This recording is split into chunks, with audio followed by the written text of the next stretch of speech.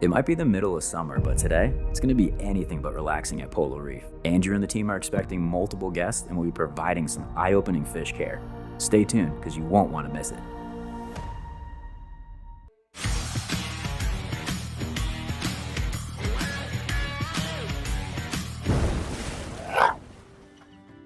Keeping a reef tank of any size, it's a huge responsibility. Caring for the system is one thing, but looking after the livestock, it's another. When it comes to the health of the fish and coral at Polo Reef, Andrew and the team, they don't hold back. Today, Alex the vet and the team focus on a part of what makes this hobby enjoyable, the fish. Just like any animal, fish require routine care. From surgery to curing diseases, there's nothing Polo Reef won't do for its fish. This morning, Max is helping Alex the vet prep for a surgical procedure on a fish in the 17,000-gallon tank. So we have two different buckets, one to put it out and then one to wake it back up.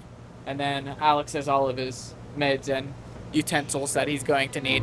Unfortunately, this particular fish lost an eye due to fighting or scraping, and the other eye, it's not doing well. The plan is to surgically remove the eye. It's not an outcome anyone wants, but it's what's best for the fish. Performed the enucleation on the left eye. The right eye was already completely ruptured and no longer in the socket. The left eye was ruptured. We were able to remove it from the socket and the periocular tissues, and he received an antibiotic injection afterwards, post-operatively, and his eye was packed with a cellulose hydrophobic compound just to keep it sealed. After the quick operation, this fish will spend some time in the quarantine for post-op, and it'll be monitored closely. Back in the lab, one of Andrew's favorite fish is going to be scraped before making its way into the 2,500-gallon tank. So we're quarantining another Yerpal tang. Fish is going to stay in here and get quarantined. We're going to scale scrape today, make sure there's no external parasites, and then, depending on what we find, does the fish get medicated, or does it just hang out in quarantine for the next couple of weeks? That's going to be a challenge to get him because he's hiding in the rockwork. So fast and efficient is the goal. Phoebe pops in the lab to lend a paw, trapping the Yerpal tang. The team needs all the support they can get, as these fish are notoriously difficult to capture. It's in front of you, Jonathan. He's right. He's going towards the right. He's in the back right corner. Not behind you, but in front of you. Somewhat over there. There you go. Oh my gosh. He's under this rock. There he is. He's in the corner right here. He's gonna come out this way.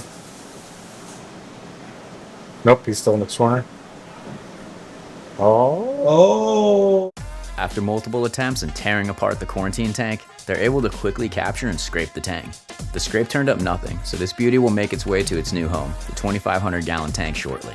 Polo Reef has its fair share of visitors, but today, they're about to have the most visitors they've ever seen in one day. No matter the size of your tank, there's no better feeling of watching others enjoy your hard work and asking questions. It's what keeps us going. Wow.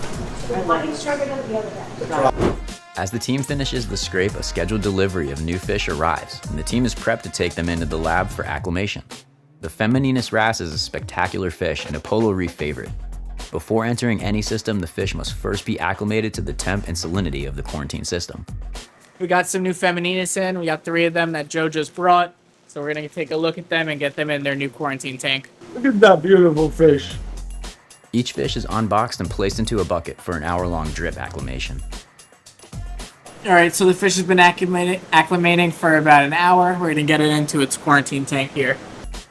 Andrew and the team can't wait to show you the progress of the Femininus wrasses. Leave a comment down below of what tank you think these fish would look best in. Back in the quarantine tanks, Alex the vet is checking in on the Mast Angels. In case you missed it, the team spent a full 2 days trying to net this rare fish after noticing some spots on it.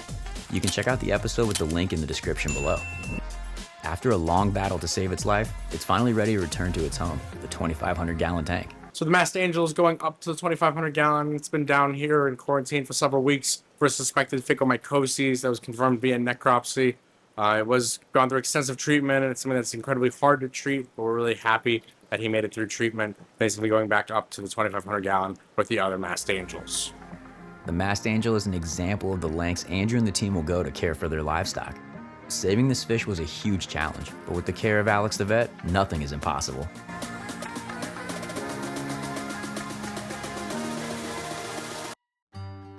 You probably know by now, but there are many rare fish at Polo Reef. The one thing Andrew prides himself on is how well fed his livestock is. He's a firm believer that a well-fed fish is a happy fish. It's really hard to find a fish at Polo Reef that isn't on the heftier side. Today, the team works on providing even more nutrition to their fish by introducing a new source of live food. So we just got in a batch of live mysis shrimp. We're gonna get them into the 60-gallon holding tank. It's gonna be fed for our pipefish and some other fish. Just another food source for them. It's important to switch up the diet for any livestock to mimic what they might find in nature. Live food is not only nutritious, but provides excellent stimulation for your fish. At Polo Reef, these fish don't ever miss a meal. Alex the vet decides to step outside to get some fresh air. While he's out there, he decides to collect some water samples for a project he's working on with a few different labs. At Polo Reef, Andrew understands the importance of progressing the hobby forward. Working with outside labs and Alex the vet, the Polo Reef team has a chance to conduct experiments to not only help everyone at home become better hobbyists, but also assist scientists in finding new discoveries. Alex the vet heads back into the lab to check in on some of the fish in quarantine. As he's conducting his checks, he makes a small discovery that perks his interest. Of all the fish we've quarantined in this tank, we are at 100%. This is the only tank we've never lost a fish in. It's an interesting stat. This is our third batch that's gone through quarantine in here, and not a single casualty, which is quite rare. He conducts a quick scrape on the fish and confirms these little guys have a clean bill of health. So everything looks quite good. They've been in quarantine for several weeks now. No external parasitism. We have not lost a single one in quarantine. I'm still ready to move up to the 2,500. After months in quarantine, these beauties are ready to head to their new home, the 2,500-gallon tank. This tank just keeps getting more beautiful by the day. Jonathan is already beginning his day with some maintenance on one of the algae reactors. For the 900-gallon and anemone tank system, I'll be servicing the algae reactor today. It hasn't been cleaned in about 2 to 3 weeks, so we can see the growth on the screens today. As we all know in this hobby, maintenance never stops. With the sheer tank volume at Polo Reef, there's always something to be done. Even the simple tasks take a lot of work. So we grow algae down here so that it removes the nutrients. So it's basically like a source of removing the phosphate and nitrate. So don't end up with nuisance algae in the display. And we don't clean the screens too well because we want to leave some bacterial film on here so that it'll grow quicker in the future when we put them back in. And also the light is very strong, so we don't want it to burn through the screen. Yeah. So in the beginning, it took a long time for the algae to grow, but now that there's some on here, it should grow a lot quicker. This particular algae scrubber has a big job taking care of the 900-gallon dropdown as well as the anemone tank. So far, the team is super impressed with how well it's working. Back upstairs, the next guests arrive, and Andrew is already prepared to welcome them with open arms, the Polo Reef way. Hi, I'm Liberty. Liberty. It's an easy name to remember. I'm Jody. Hi, Jody. How are you? Good. Come on in. We're just waiting for another group. Sounds great. The new guests quickly get sucked into the beauty of Polo Reef and do what we all do, get lost in the magic. As the new guests spend time with the main displays, the team is beginning to set up the lighting for the deep water tank back in the lab. The work at Polo Reef, it never stops. This is for the ballasts. We're going to mount them up in the ceiling so that they're visually more appealing, the look on the tank there, like that we don't have wires coming down. In case you missed the installation of the deep water tank, you can check out the video in the link in the description below. This tank is no joke and it's a very unique shape, making the installation of everything very difficult.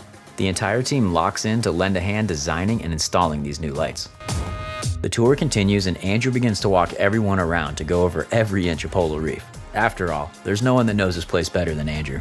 Which one you want to see first? This one. The NEM? The NEM tank. And then this is the newest. This is the newest. Yeah. Wow. That makes life easier.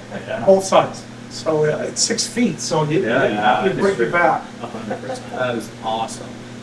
Missing 3. 1 over here and 2 in the back crossing. Okay.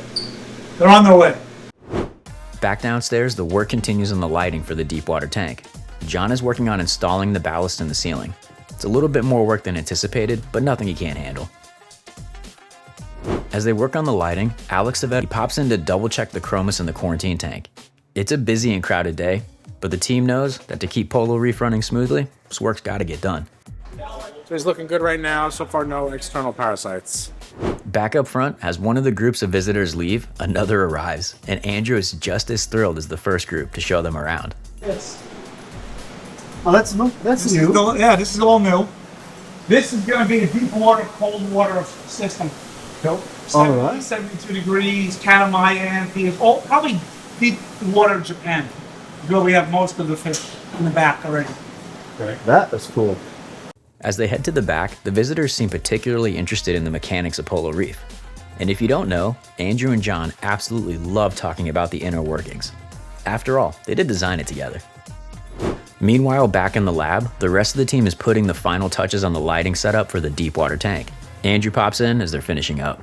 Yeah, this is perfect lighting for this house, I think. Perfect.